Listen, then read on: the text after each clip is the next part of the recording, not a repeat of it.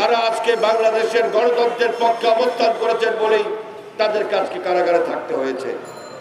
তাদের পক্ষের সরকার ক্ষমতায় থাকার পরেও এখন পর্যন্ত আজকে 5 মাস, এই 5 মাস পর্যন্ত তাদেরকে কারাগারে থাকা, এটা অত্যন্ত দুঃখজনক বিষয়। শেখ হাসিনা প্রধানমন্ত্রী হয়েছেন রাষ্ট্রদ্রোহী মামলা নিয়ে।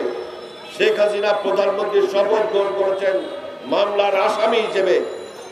কই, শেখ হাসিনার বিরুদ্ধে তো প্রধানমন্ত্রিত্ব শপথ নেওয়ার ক্ষেত্রেও কোনো বাধা ছিল না, এতগুলো মামলা থাকার পরেও। অর্থাৎ এখন আমাদের মনে প্রশ্ন জেগেছে যে আসলেই কি ওনাদের সদিচ্ছা রয়েছে কিনা বাংলাদেশের গণতন্ত্র পুনঃপ্রতিষ্ঠা করা। আমাদের মনে শঙ্কা তৈরি হয়েছে বাংলাদেশের জাতীয়তাবাদী আদর্শের রাজনীতির বিরুদ্ধে কোন ষড়যন্ত্র সরকারের মধ্য থেকে করা হচ্ছে কিনা।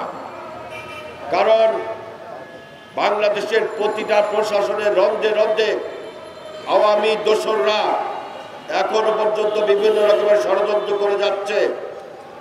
ডক্টর মোহাম্মদ ইউনূস সাহেব, আপনি আমাদের কাছে হৃদয়ের স্পন্দন, বাংলাদেশের জাতীয় মর্যাদার প্রতীক আপনি। আপনাকে কেউ যাতে বিতর্কিত করতে না পারে, আপনার সম্মান যাতে কেউ হানি করতে না পারে, সেই বিষয়ে কিন্তু আপনাকে অত্যন্ত সতর্কতার সঙ্গে পা ফেলতে হবে।